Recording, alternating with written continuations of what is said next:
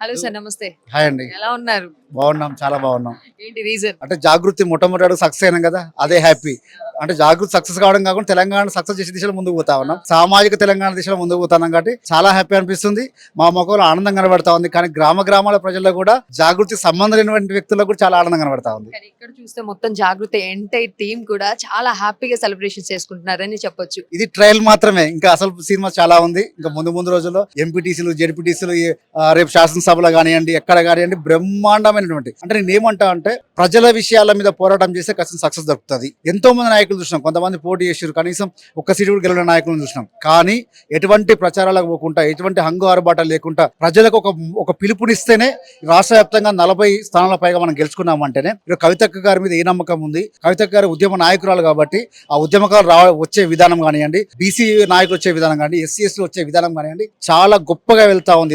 ఈ రోజు మేము అనడం కాదు, జనరల్ గా పార్టీ ఆఫీసుల దగ్గర ఎప్పుడు పార్టీ అనౌన్స్ అవుతుందని చెప్పి కార్యకర్తలు తెలుస్తారు. కానీ ఈరోజు ప్రజలు తెలుస్తా ఉన్నారు పార్టీ ఎప్పుడు పెట్టబోతా ఉంది, మా వంతు కృషిగా మేము ఎప్పుడు రాబోతా ఉన్నాం, మా వంతు కృషిగా మేము ఎప్పుడు చేయాలని చెప్పి ఒక కృషితో ముందుకు వస్తారు. కాబట్టి ఖచ్చితంగా ఆహ్వానిస్తా ఉన్నాం. అనే పార్టీ పూర్తిగా ఆవిర్భావం జరగక ముందే ఇంత సక్సెస్ మీరు చూసారు.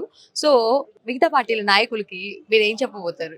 మేము బేసికల్ గా ఉద్యమం నుంచి వచ్చిన వాళ్ళం కాబట్టి మేము దీన్ని సక్సెస్ అనుకోవట్లేము, ఒక స్టెప్పింగ్ స్టోన్ అనుకుంటున్నాం. కాబట్టి రాబోయే రోజుల్లో తెలంగాణని సాధించుకున్నాం, భౌతిక తెలంగాణ సాధించుకున్నాం, సామాజిక తెలంగాణ దిశగా ముందుకు పోవాలంటే పార్టీ తరఫున గెలవడం అనేది ఒక బూస్టింగ్ అవుతుంది. కానీ చేయాల్సిన పని చాలా ఉంది, మన టార్గెట్ చాలా పెద్దది. ఈ విషయంలో పార్టీలకు మనమే సమానం చెప్పుకుంటూ పోవడం కాదు, ఖచ్చితంగా ప్రజలకు ఏం కావాలి, ఉద్యమకారులకు ఏం కావాలి, అట్టడుగున ఉన్న వర్గాలకు ఏం కావాలి, వీటి మీద మంచి ప్రణాళికతో ముందుకు పోతున్నాం. వీటి కమిటీలు చేసుకున్నాం మేము, ఆ కమిటీల విశ్లేషణ అవుతా ఉంది. ఆ విశ్లేషణతో మంచి నిర్ణయాలతో మేము ముందుకు వస్తాం. అదే విధంగా ప్రజలకి, తెలంగాణ ప్రజలకి మొత్తం కూడా జాగృతి తరపు నుంచి మేము మొదటి అడిగేసాం, మీరు మాకు స్వాగతం పలికారని చెప్పేసి చెప్పుకోవచ్చు మీరు. సో ఇదే అంశం మీద ఇరు పార్టీల్లో ఏ విధంగా చర్చలు జరుగుతాయని చెప్పేసి ఈ రోజు రాష్ట్రంలో ఒక విచిత్రమైన పరిస్థితి అంటే, ఎంతసేపటికి కూడా బీఆర్ఎస్ పార్టీ కాంగ్రెస్ పార్టీ మీద, కాంగ్రెస్ పార్టీ బీఆర్ఎస్ పార్టీ మీద, లేకపోతే రేవంత్ రెడ్డి గారు కేసీఆర్ గారి మీద, కేటీఆర్ గారు రేవంత్ రెడ్డి మీద. కానీ ప్రజలకు ఏం జరుగుతుంది, ప్రజలకు మేలేమవుతుంది?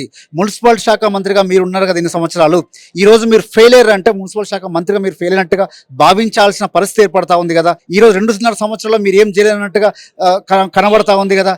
ఏంటి ఆంతర్యం ఏంటంటే, ఈ రాష్ట్రంలో సరైనటువంటి స్కోప్ లో సరైనటువంటి పార్టీ లేదు. ఒక తెలంగాణ పేరు మీద, తెలంగాణ అస్తిత్వంతో మీరు రాబోతున్నాం కాబట్టి డెఫినెట్ గా ప్రజలు ఆదరిస్తారు, హక్కున చేర్చుకుంటారు. రాబోయే ఏ ఎలక్షన్ అయినా సరే జాగృతికి అండగా నిలబడుతున్న దానికి ఇది ఒక్కటి ఉదాహరణ.